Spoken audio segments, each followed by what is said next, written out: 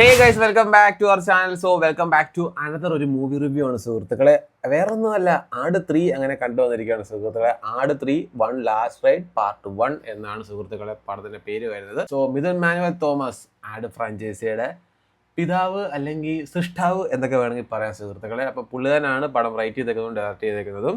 So കാസ്റ്റിലേക്ക് വരുവാണെങ്കിൽ ജയസൂര്യ, സൈജു കുറുപ്പ്, വിനായകൻ, സണ്ണി വേൻ, Dharmajan, Vijay Babu, Bhagat manual, Harikrishnan, അങ്ങനെ lots of അധികം ആൾക്കാർ, നമ്മുടെ പഴയ ആൾക്കാരൊക്കെ തന്നെയുണ്ട്. പുതിയതായിട്ട് ഫുക്രു ഇതിനകത്ത് വന്നിട്ടുണ്ട്.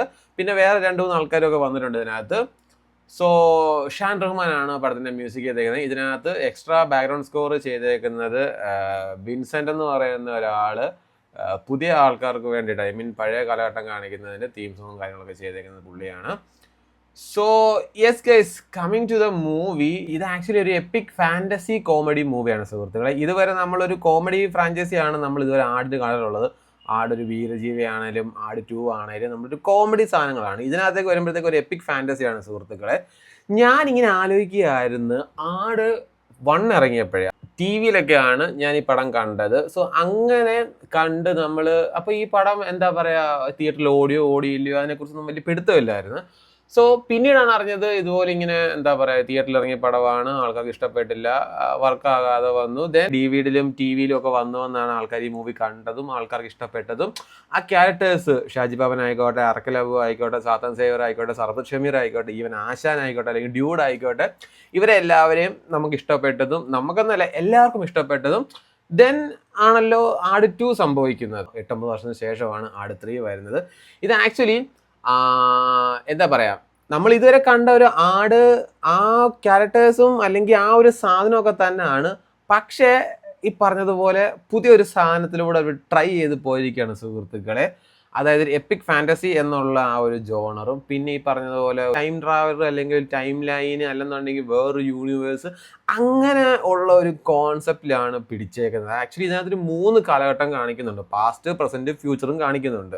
പടത്തിന്റെ തുടക്കത്തിൽ തന്നെ ഇതിന്റെ ഫ്യൂച്ചറാണ് കാണിക്കുന്നത്. എനിക്ക് അവിടെ തൊട്ടേ പടം വർക്കാകാൻ തുടങ്ങി. സീരിയസ്ലി ഫസ്റ്റ് സീൻ കാണിക്കുമ്പോൾ തൊട്ട് തന്നെ ഞാൻ ഭയങ്കര ഇംപ്രസ്ഡ് ആയി. കാരണം നമ്മൾ ഇതുവരെ ഹോളിവുഡിലും അല്ലെങ്കിൽ അങ്ങനെയുള്ള മൂവികളിലൊക്കെയാണ് നമ്മൾ ഈ ഒരു കോൺസെപ്റ്റ് കണ്ടിട്ടുള്ളത്. സോ അപ്പോൾ ആ ഒരു കോൺസെപ്റ്റ് നമ്മുടെ മലയാളത്തിലൊരു പടം, അതും നമ്മൾ കണ്ടിട്ടുള്ള നമ്മുടെ ഷാജി പവനും പിള്ളേരും കൂടെ എങ്ങനെ ഇതിലേക്ക് വരുന്നു, അല്ലെങ്കിൽ ഇവരിലൂടെ ഇത് എങ്ങനെ ആയിരിക്കും പറയാൻ പോകുന്നത് എന്നൊക്കെ അറിയാനുള്ള ആ ഒരു ക്യൂരിയോസിറ്റി ഉണ്ടല്ലോ, അത് കേൾക്കാനും അറിയാനും കാണാനും ഉള്ള ഒരു ക്യൂരിയോസിറ്റി, അതാണ് എനിക്ക് ഭയങ്കരമായിട്ട് ഇഷ്ടപ്പെട്ട് ഞാൻ ഭയങ്കര എക്സൈറ്റ്മെൻറ്റോടുകൂടി ഇരുന്ന് കാണാനുണ്ടായ ആ ഒരു സംഭവം എന്ന് പറയുന്നത്. First half complete Midhun Manuel already പറഞ്ഞിട്ടുണ്ടായിരുന്നു. ഫസ്റ്റ് ഹാഫ് എന്ന് പറയുമ്പോഴത്തേക്ക് കംപ്ലീറ്റ് ഇവരുടെ ക്യാരക്ടർ ബിൽഡിംഗ് ആണ്. അതായത് ഇവർ ഈ ഇത്രയും ഒരു ഗ്യാപ്പ് വന്ന് അപ്പോൾ ഇവരെന്തൊക്കെ ചെയ്യുകയാണ്, അല്ലെങ്കിൽ ഇവരുടെ കറണ്ട് സിറ്റുവേഷൻ എന്താണ് എന്നുള്ളതൊക്കെ കാണിക്കണം. പിന്നെ ഇവരുടെ ഒരു എൻട്രിയും കാര്യങ്ങളും, കാരണം എല്ലാവർക്കും അവരുടേതായിട്ടുള്ള എൻട്രിയും കാര്യങ്ങളും പക്ക ഷാൻ റഹ്മാന്റെ ഓൾഡ് ബാക്ക്ഗ്രൗണ്ട് സ്കോറിൽ തന്നെ കിടുക്കനായിട്ട് എല്ലാവർക്കും ചെയ്തിട്ടുണ്ട്. ദെൻ ഫസ്റ്റ് ഹാഫിന്റെ ഒരു ലാസ്റ്റ് പോർഷനൊക്കെ ആകുമ്പോഴത്തേക്കാണ് ഈ പറഞ്ഞതുപോലെ ഇതിനകത്തും ഒരു സാധനത്തിന്റെ പുറകെ ഉള്ള ഒരു ഓട്ടത്തിലേക്ക് തുടങ്ങുന്നത്. ദെൻ സെക്കൻഡ് ഹാഫ് വരുമ്പോഴത്തേക്ക് കംപ്ലീറ്റ്ലി ഇതെന്താണ്, ഇത് ഏതാണ്, എന്തൊക്കെയാണ്, ഇത് എന്തിനൊക്കെ വേണ്ടിയിട്ടാണ്, ഇത് ആരൊക്കെയാണ്, എവിടുന്നൊക്കെയാണ് എന്നുള്ള ആ ഒരു സാധനങ്ങൾ വരുന്നത്. പിന്നെ ലാസ്റ്റിലേക്ക് വരുമ്പോഴത്തേക്ക് ഈ പറഞ്ഞതുപോലെ ഒരു ടൈം ട്രാവല്, അല്ലെന്നുണ്ടെങ്കിൽ വേറൊരു യൂണിവേഴ്സ് ഓപ്പൺ, വേറൊരു മൾട്ടിവേഴ്സ്, അങ്ങനെയൊക്കെ ഉള്ള ഒരു സംഭവത്തിലേക്ക് എൻട്രി ആക്കി ഇട്ടേക്കുന്നത്. സോ ഇതിന്റെ സെക്കൻഡ് പാർട്ട്, അതായത് ആട് 3 വൺ ലാസ്റ്റ് റൈഡ് പാർട്ട് 2 കൂടെ വന്നെങ്കിൽ മാത്രമേ ഇത് കംപ്ലീറ്റ് ആവത്തുള്ളൂ എന്ന് ഓൾറെഡി പുള്ളിക്കാരൻ പറഞ്ഞിട്ടുണ്ടായിരുന്നു. അത് തന്നെയാണ് സുഹൃത്തുക്കളെ എനിക്കും പറയാനുള്ളത്. അത് കണ്ടെങ്കിൽ മാത്രമേ നമുക്കൊരു കംപ്ലീറ്റ് സാറ്റിസ്ഫാക്ഷൻ കിട്ടത്തുള്ളൂ. പക്ഷേ ഇപ്പോഴൊരു ചോദ്യം, ഇത് എങ്ങനെ കൊണ്ട് അവസാനിപ്പിക്കും എന്നാണ് എൻ്റെ ഒരു വലിയ ചോദ്യം. കാരണം ഓൾറെഡി പുള്ളി പറഞ്ഞിട്ടുണ്ടായിരുന്നു ഈ സെക്കൻഡ് പാർട്ടിൽ ഇറങ്ങുമ്പോഴത്തേക്ക് പുള്ളി ഇത് എല്ലാവർക്കും നല്ല കിടിലോസ്കി ആയിട്ടുള്ള ഒരു എന്താ പറയുക, ഒരു കൺക്ലൂഷൻ കൊടുത്തുകൊണ്ട് എല്ലാ ക്യാരക്ടേഴ്സിനെയും പുള്ളി അവസാനിപ്പിക്കുകയാണ്. ദെൻ ഫ്യൂച്ചറിൽ ആർക്കെങ്കിലും ഒക്കെ ആണെന്നുണ്ടെങ്കിൽ ഇതിൻ്റെ ഫ്രാഞ്ചൈസി എടുത്തുകൊണ്ട് ഇൻഡിപെൻഡൻ്റ് ആയിട്ട് വേണമെന്നുണ്ടെങ്കിൽ ചെയ്യാവുന്നതൊക്കെയാണെന്ന് ഓൾറെഡി പുള്ളി പറഞ്ഞിട്ടുണ്ട്. പക്ഷെ എന്നാൽ പോലും ഈ ഓപ്പൺ ആക്കി ഈ ടൈം ട്രാവലർ അല്ലെങ്കിൽ ഉണ്ടെങ്കിൽ ഈ ഒരു യൂണിവേഴ്സ് ഇതെങ്ങനെ കൊണ്ടെത്തിക്കുമെന്ന് ഒരു പിടുത്തവും ഇല്ലടേ. കാരണം ആ ഒരു ലെവലിലാണ് കൊണ്ട് നിർത്തിയേക്കുന്നത്. Waiting to watch what happen next എന്നുള്ളത് ഭയങ്കരമായിട്ട് കാത്തിരിക്കുകയാണ് സുഹൃത്തുക്കളെ. നിങ്ങൾ തിയേറ്ററിലേക്ക് വിട്ടോ, ഒന്നും നോക്കണ്ട. ഞാൻ പറഞ്ഞല്ലോ, നമ്മുടെ പഴയ ഷാജി പാപ്പനും പിള്ളേരും ഒക്കെ തന്നെയാണ്. പിന്നെ വടംവലിയും കാര്യങ്ങളും ഒക്കെ ഇതിനകത്ത് അങ്ങനെ വലിയായിട്ടൊന്നും കാണിക്കുന്നതൊന്നുമില്ല. ആ ഒരു ടീമും കാര്യങ്ങളും അങ്ങനെയൊക്കെ തന്നെ ഉണ്ട്. പിന്നെ അങ്ങനത്തെ ഭയങ്കര കോമഡി കാര്യങ്ങൾ നിങ്ങൾ അതൊന്നും പ്രതീക്ഷിക്കൊന്നും വേണ്ട. ഇത് വേറൊരു ഘട്ടത്തിലേക്ക് പോയിരിക്കുന്ന ഒരു ലെവൽ ഓഫ് ഷാജിപ്പാപ്പനും പിള്ളേരും കാര്യങ്ങളൊക്കെയാണ്. പഴയ ആ കോമഡി അല്ലെന്നുണ്ടെങ്കിൽ മറ്റേ വടം വലിച്ചു നേടിയ ബാക്കിയുള്ള കാര്യങ്ങൾ അങ്ങനെയുള്ള സംഭവങ്ങളൊന്നും ഇല്ല ഇതിനകത്ത്. ആ ടീം തന്നെ ആ ടീമിന് കുറച്ചും കൂടെ ഒരു അപ്ഡേറ്റഡ് ആയിട്ടുള്ള അവരുടെ ഒരു ലൈഫ് സ്റ്റൈൽ അല്ലെന്നുണ്ടെങ്കിൽ അവർ ഇനി എന്താണ് ഇപ്പം എന്നും കുന്നും അവർക്ക് ഒരേ പ്രശ്നങ്ങൾ തന്നെ ആയിരിക്കത്തില്ലല്ലോ. നമുക്ക് തന്നെയാണെങ്കിൽ പോലും പഠിക്കുന്ന സമയത്ത് പഠിക്കുന്ന പ്രശ്നമായിരിക്കും, ജോലി ചെയ്യുമ്പോൾ ജോലി ചെയ്യുന്ന പ്രശ്നമായിരിക്കും, ഒരു ഫാമിലി ലൈഫ് ആകുമ്പോഴത്തേക്ക് ഫാമിലിയിലെ പ്രശ്നങ്ങളായിരിക്കും. പ്രശ്നങ്ങളുണ്ടാവും, പക്ഷെ പ്രശ്നത്തിന്റെ വേരിയേഷൻ ആണല്ലോ നമുക്ക് വന്നുകൊണ്ടിരിക്കുന്നത്. എന്ന് പറയുന്ന പോലെ ഷാജിപ്പാപ്പനും പിള്ളേർക്കും അവരുടേതായിട്ടുള്ള ഓരോ പ്രശ്നങ്ങളും കാര്യങ്ങളും ഒക്കെ ഓരോരോ ഘട്ടങ്ങളിലായിട്ട് ഓരോരോ രീതിയിലൊക്കെയാണ് വരുന്നത്. സോ ഈ ഘട്ടത്തിൽ ഇപ്പോൾ വരുന്ന പ്രശ്നങ്ങളൊക്കെയാണ് ഇപ്പം ഈ കാണിച്ചു പോകുന്നത്. മറ്റേതുമായിട്ട് അങ്ങനെ തന്നെ ഇപ്പോൾ ഉണ്ട്. അത് നമ്മൾ ആ മൂവിയിൽ മാത്രം കാണുക. ഇതിലോട്ട് കയറുമ്പോൾ നിങ്ങൾ ഫ്രഷ് മൈൻഡ് സെറ്റോടുകൂടി കയറുക, പുതിയൊരു സാധനം കാണാനായിട്ട്, പുതിയൊരു വേൾഡ് ഓപ്പൺ ആവുന്നതൊക്കെ എങ്ങനെയാണ് എന്താണ് എന്നൊക്കെ അറിയാൻ വേണ്ടിയുള്ളതൊക്കെ കാണുക. ഇന്ദ്രൻ ചേട്ടൻ്റെ പെർഫോമൻസ് പൊളി. ഫസ്റ്റ് ഷോട്ടിനെ കാണിക്കുന്നത് ഇന്ദ്രൻ ചേട്ടനെയാണ് കാണിക്കുന്നത്. ഒന്നും ഞാൻ കൂടുതൽ പറയുന്നില്ല, നിങ്ങൾ എന്തായാലും പോയി കാണുക. ഇന്ദ്രൻ ചേട്ടൻ്റെ എനിക്ക് പ്രസന്റ് നമുക്ക് ഒരുപാട് ഇഷ്ടപ്പെട്ടതാണ്. എനിക്ക് ഫ്യൂച്ചർ ഇഷ്ടപ്പെട്ടു, പാസ്റ്റും ഇഷ്ടപ്പെട്ടു. പ്രസന്റിൽ നമ്മൾ ഓൾറെഡി നമ്മൾ ആശനെ നമ്മൾ ഇഷ്ടപ്പെട്ടതാണ്.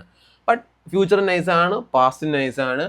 പിന്നെ പാസ്റ്റിലെ ജയസൂര്യയുടെ ആണെങ്കിലും ക്യാരക്ടർ നൈസാണ്, ഡ്യൂഡിൻ്റെ ക്യാരക്ടർ നൈസാണ്, ഒക്കെ പക്ക പൊളിയാണ്. ഫ്യൂച്ചറിലേക്കുള്ള ഒരുപാട് ആൾക്കാരുടെ ഫേസ് റിവീലിംഗ് ഒന്നും ആയിട്ടില്ല. ആകപ്പാടെ 2-3 ക്യാരക്ടേഴ്സിനെ കാണിക്കുന്നുള്ളൂ. ഒന്ന് നമുക്ക് ഓൾറെഡി അറിയാം, നമ്മുടെ ആശാന്റെ ക്യാരക്ടർ കാണിക്കുന്നുണ്ട്, അതായത് നമ്മുടെ ഇന്ദ്രൻ ചേട്ടൻ്റെ ക്യാരക്ടർ കാണിക്കുന്നുണ്ട്. പിന്നെ വേറെ കുറച്ചധികം പുതിയ ആൾക്കാർ, കൂടുതലൊന്നും കാണിക്കുന്നില്ല. അത് ജസ്റ്റ് ഒരു ഇങ്ങനെ എന്താ പറയുക, ഇനി ഇതും കൂടെ അവർ കാണിക്കുന്നുണ്ട് എന്നുള്ള രീതിക്ക് കാണിച്ചു പോയതായിരിക്കും. വാട്ട് എവർ, എന്തായാലും എല്ലാവരുടെയും പൊളി പെർഫോമൻസ് ആണ്. വിനായകനായിക്കോട്ടെ, നമ്മുടെ വിജയ് ബാബു ആയിക്കോട്ടെ, അതായത് നമ്മുടെ ഡ്യൂഡും സർദർ ഷമീറും ഒക്കെ പൊളിച്ചടിക്കുന്നുണ്ട്. സാത്താൻ സേവറിന് ആക്ച്വലി ബിന്മാനിൽ ഓൾറെഡി വന്നിട്ടുണ്ടായിരുന്നു. ഫസ്റ്റിനകത്തും സെക്കൻഡിനകത്തും ഫ്രീ സ്ക്രീൻ സ്പേസും കാര്യങ്ങളൊക്കെ ഉള്ളായിരുന്നു. ഇതിലേക്ക് വരുമ്പോൾ കുറച്ചും കൂടെ ഒക്കെ ഒരു സ്പേസ് കൊടുത്തിട്ടുണ്ട്. പിന്നെ അതുപോലെ ഇതിനകത്തൊരു പുതിയൊരു ക്യാരക്ടറിനെ കൊണ്ടുവന്നിട്ടുണ്ടല്ലോ, അതായത് മറ്റേ മറ്റേ ഫോറിനായിട്ടുള്ള നാട്ടിൻ്റെ പേര് ആലിയ ബൊർണെ, അങ്ങനെ എന്തോ ആണെന്ന് തോന്നുന്നു പുള്ളിക്കാരുടെ പേര്. ഐ തിങ്ക് അതാണ് തോന്നുന്നു പ്രൊനൗൺസിയേഷൻ കറക്റ്റ്. എനിവേ പുള്ളിക്കാരത്തെയും അത്യാവശ്യം നല്ല പെർഫോമൻസ് ആണ്. പാസ്റ്റിലും കാണിച്ചേക്കുന്നത്, പ്രസന്റിലും കാണിച്ചേക്കുന്നത്. നൈസ് ഒരു പെർഫോമൻസും കാര്യങ്ങളും, ഭയങ്കര ആറ്റിറ്റ്യൂഡാണ്, ഭയങ്കര സ്വാഗാണ്, രസമുണ്ട്. എല്ലാ സ്റ്റോറികളും പറഞ്ഞു പോകുന്നതും പിന്നെ ഈ ടൈം ലൈനൊക്കെ കണക്റ്റ് ആകുന്നതും ഒക്കെ പറഞ്ഞു പോകുന്ന രസമുണ്ട്, ഭയങ്കര രസമാണ്. ഞാൻ പറഞ്ഞില്ല, ഞാൻ ഭയങ്കര വെയിറ്റിംഗ് ആണ് ഇതിന് ബാക്കി ഇനി എന്താണ് നടക്കാൻ പോകുന്നത്, അല്ലെങ്കിൽ ഇത് എങ്ങനെയാണ് ഇത് കൊണ്ട് എൻഡ് ചെയ്യാൻ പോകുന്നതൊക്കെ അറിയാൻ വേണ്ടി ഭയങ്കര വെയിറ്റിംഗ് ആണ്. സോ ഗൈസ്, അപ്പോൾ അതാണ് ആട് 3യെ കുറിച്ച് എനിക്ക് പറയാനുള്ളത്. നിങ്ങൾ ഒട്ടും തന്നെ വൈകണ്ട, നിങ്ങൾ നേരെ തന്നെ തിയേറ്ററിലേക്ക് വിട്ടു. പറഞ്ഞല്ലോ, പഴയ ആട് അങ്ങനത്തെ കോൺസെപ്റ്റും കാര്യങ്ങളും നിങ്ങൾ മൈൻഡ് വെക്കണ്ട. പുതിയ ആട് നമ്മുടെ പഴയ ആൾക്കാർ, നമ്മുടെ പഴയ ടീം തന്നെ. ബട്ട് അവർക്ക് വേറൊരു സാധനത്തിന്റെ പുറകെ ഓടുന്ന ആ ഒരു കഥയാണ് സുഹൃത്തുക്കളെ ഞാൻ പറയുന്നത്. So hope you guys like this video. Please do like, share, subscribe, അങ്ങനെയുള്ള കാര്യങ്ങളൊക്കെ ചെയ്യുക. അതേ ഉള്ളൂ. Tata, bye by.